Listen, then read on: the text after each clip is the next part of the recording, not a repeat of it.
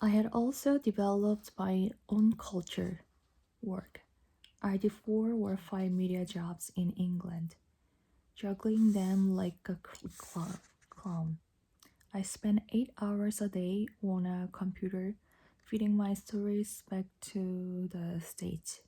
Then I did TV pieces, traveling with a crew throughout part of London. I also phoned in radio reports every morning and afternoon. This was not an enormous load. Over the years, I had taken labor as my companion and had moved everything else to the side.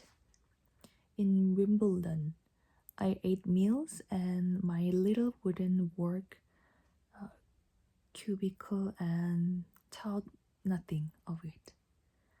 On one particularly crazy day, a crush of reporters had tried to chase down Enrique Agassi and his famous girlfriend Brooke Shields, and I had gotten knocked over by the British photographer who barely muttered sorry before sweeping past.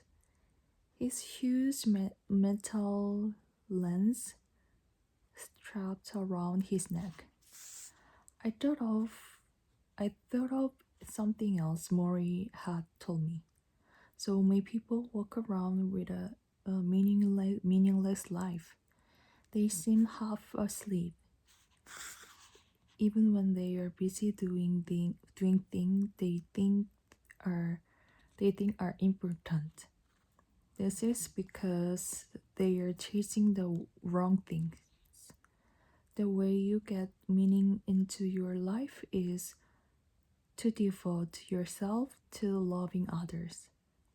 Devote yourself to your community around you, and devote yourself to creating something that gives you purpose and meaning. I knew he was right.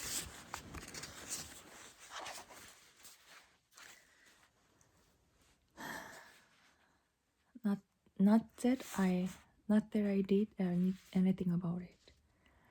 At the end of the tournament and the countless cups of coffee I drank to get through it, I closed my eyes, I closed my computer, cleaned out my cubicle, and went back to the apartment to pack. It was late. The TV was nothing but fuzz.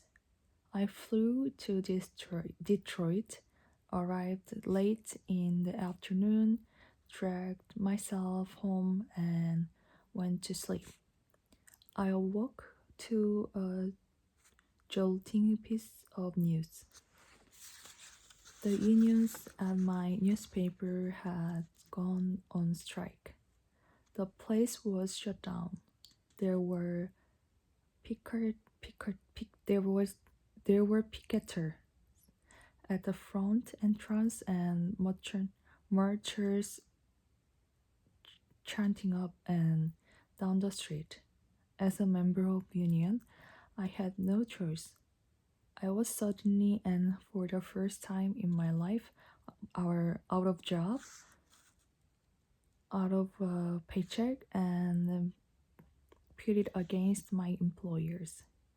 Union leaders called my home and warned me against any contact with my former editors, many of whom were my friends, telling me who hang up if they try to call and plead their case.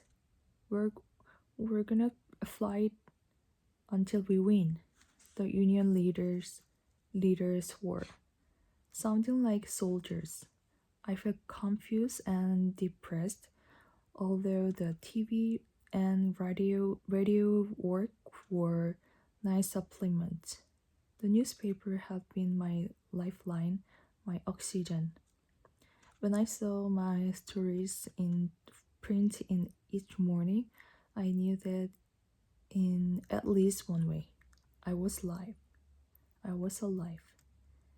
Now it was gone, and as the strike continued, the first day, the second day, the third day, there were worried phone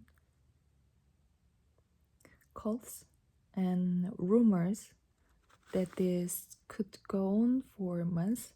Everything I had known was upside down. There were sporting events each night that I would have gone to cover. Instead, I stayed at home, watched them on TV. I had grown used to thinking readers somehow needed my column. I was turned at how easily things went on without me. After a week of this, I picked up the phone and dialed Morrie's number. Connie brought me to the phone. "You're coming to visit me," he said. Less questions than a statement. "Well, could I? How about Tuesday?" "Tuesday would be good," I said. "Tuesday would be fine."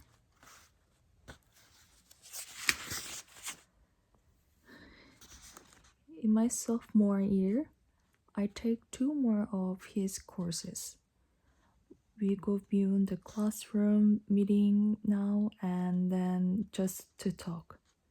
I have never done this before with an adult who was not a relative. Yet I feel comfortable doing it with Morrie, and he seems comfortable making this time. "Where shall we visit today?" he asked cheerily when I entered his office. In the spring, we sit under a tree outside the psychology building, and in the winter, we sit by his desk. Me in my gray sweatshirts and Adidas sneakers, Morrie in Rockport shoes and curly pants. Each time we talk, he listens to me ramble, then he tries to pass on some sort of life lesson. He warns me that money is not the most important thing. Contrary to the popular view on campus, he tells me I need to be fully human. He speaks of the alienation of youth and the need for connectedness with the society around me. Some of these things I understand, but some I do not. It makes no difference. The discussions give me an excuse to talk to him. Fatherly conversations I cannot have with my own father, who would like me to be a lawyer. Morrie hates lawyers. "What do you want to do when you get out of college?" he asked. "I want to be a musician," I said. "Piano player." "Wonderful," he says. "But that's a hard life." "Yeah, a lot of work." That's what I heard.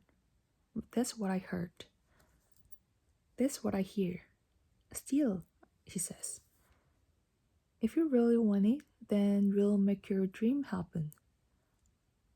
I want to hug him, to thank him for saying that, but I'm not that often.